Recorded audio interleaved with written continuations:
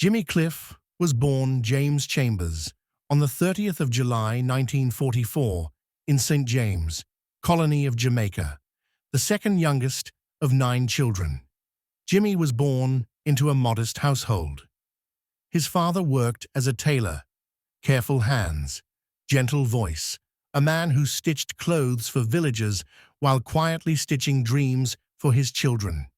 His mother was the anchor of the home, a woman of faith and discipline who kept the family afloat through life's unpredictable tides. Life in Somerton was simple, sometimes painfully so. Children rose early, did chores, fetched water, walked miles to school, and returned home to help around the house. Yet there was magic there. Music in the church, stories in the fields, laughter in the warm Caribbean air. From as early as age 5 or 6, the little boy, who would one day be called Jimmy Cliff, felt something stirring inside him. A buzzing, a calling, a sense that his voice would one day carry far beyond the hills. He sang everywhere, at school, at the river, at gatherings, on dusty roads, even while helping his father sew. His mother, though stern, often paused in her work to smile at the power in her son's voice. But she also worried. Music was a dream, and dreams were expensive. Still, Jimmy's fire could not be contained. He would tell anyone who asked, and many who didn't, that he was going to be famous someday. Not in Jamaica alone, not in the Caribbean, but all around the world. And though people laughed, he never stopped believing it. By age 12, Jimmy's ambition was too big for Somerton. Jamaica's capital, bustling, dangerous, opportunities stacked beside hardships, was calling his name. Kingston was the birthplace of sound systems, ska rhythms, rude boy fashion, and youth rebellion. It was the city where the music industry breathed, fought, and thrived. If Jimmy wanted the world, Kingston was the doorway. Leaving home at such a young age was no small feat. Kingston was rough. Back then, Trenchtown and surrounding areas were jungles of poverty, creativity, and constant struggle. People hustled to survive. Children grew up fast. But Jimmy did not flinch. He embraced it with the eagerness of someone who felt destiny on their shoulder. He attended Kingston Technical High School, but school was only part of his life.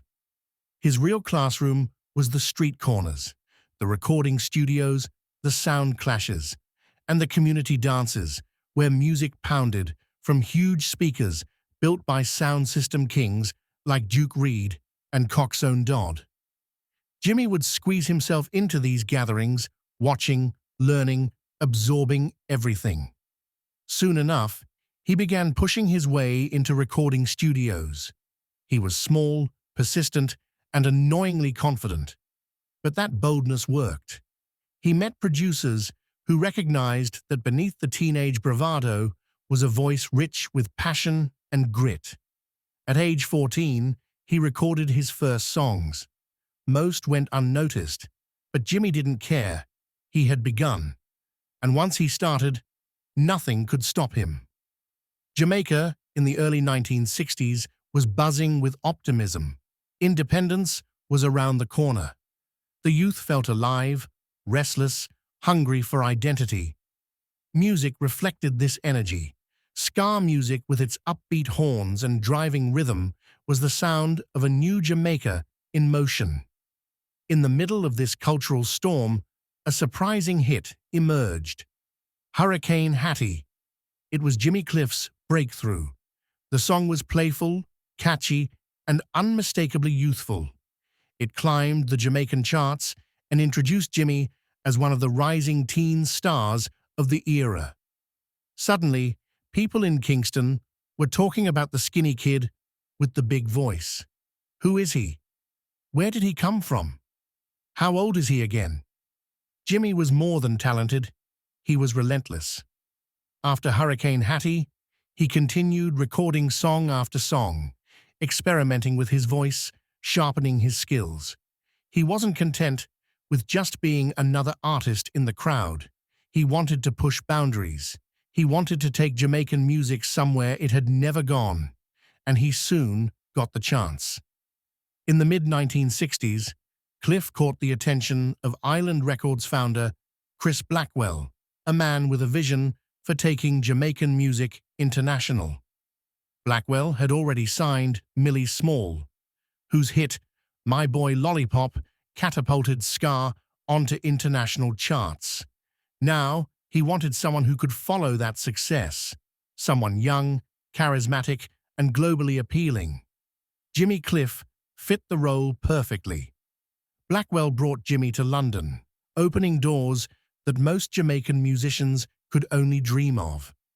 London was cold, unfamiliar, and often lonely for Cliff, but it was also a world of possibilities. He learned stagecraft, vocal control, and how to adapt Jamaican sounds to an international audience. He collaborated with musicians from different genres, blending ska with soul, reggae with pop, Caribbean rhythms with British rock influences.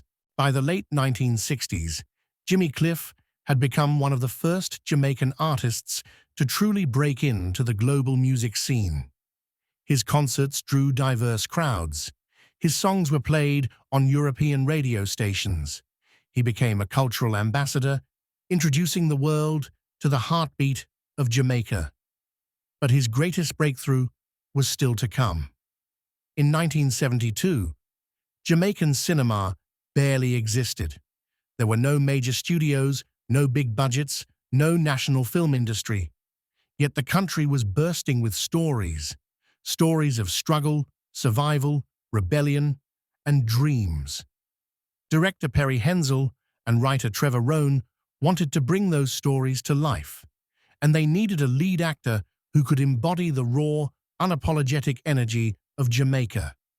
Jimmy Cliff was the perfect choice. The Harder They Come became one of the most important films in Jamaican history.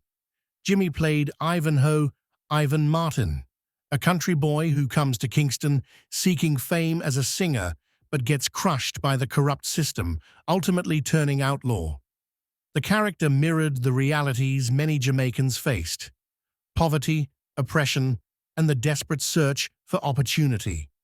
Cliff's performance was electrifying. He was not a trained actor, but he was authentic. He understood Ivan's dreams. He understood his frustrations. He understood his rebellion. And when he brought Ivan to life on screen, the world felt the raw truth of Jamaica's streets.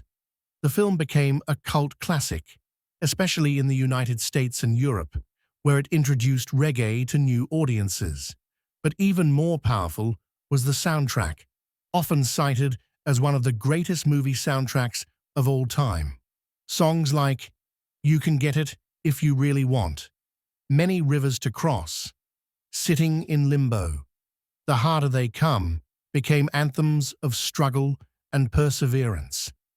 Jimmy Cliff was no longer just a singer. He was a global cultural force. Following the success of The Harder They Come, Jimmy's career exploded. He toured relentlessly, played international festivals, and collaborated with artists across the globe. His sound evolved with each album, mixing reggae, soul, funk, jazz, and world music elements. One of the most emotional songs he ever recorded was Many Rivers to Cross. Written when he was struggling in London, feeling lost and ignored, the song carried deep vulnerability. Its haunting organ intro and soulful cry touched millions. Even decades later, it remains one of the most covered reggae songs in history. But success came with challenges. Jimmy faced criticism from Jamaicans who felt he was becoming too international, too polished. Others believed he wasn't given enough credit compared to reggae artists who rose after him. But Jimmy pushed on, reinventing himself again and again. He was not chasing trends. He was chasing truth. Throughout the 1980s and 1990s, Jimmy Cliff remained a powerful voice. His activism grew. He wrote songs about apartheid, war, injustice, faith, and love. He became deeply spiritual, exploring various belief systems and incorporating philosophical messages into his lyrics. And while reggae giants like Bob Marley dominated headlines after Marley's death, Jimmy Cliff continued carving his own lane, respected, influential, and consistent. He toured Africa, where he was welcomed like royalty. He performed in Europe, where crowds sang his lyrics word for word. He reached audiences in Latin America, Asia, and North America. His music became a bridge, connecting cultures, uplifting the oppressed, and spreading unity. In 2003, he received Jamaica's Order of Merit, the nation's highest honor for the arts. Only a handful of musicians have ever received it. Jimmy's contribution to culture was undeniable. Personal life. Jimmy Cliff, whose death was announced on November 24 at 81 years old, was married to Latifah Chambers. The reggae legend shared 2 children with Chambers and had 1 daughter from a previous relationship. In 2012, the musician said that although his career is important, his family was his priority. Cliff's wife, Latifah Chambers, announced his death on social media on Monday, adding that the cause was a seizure followed by pneumonia. He was 81 years old. Rest in peace. Please subscribe.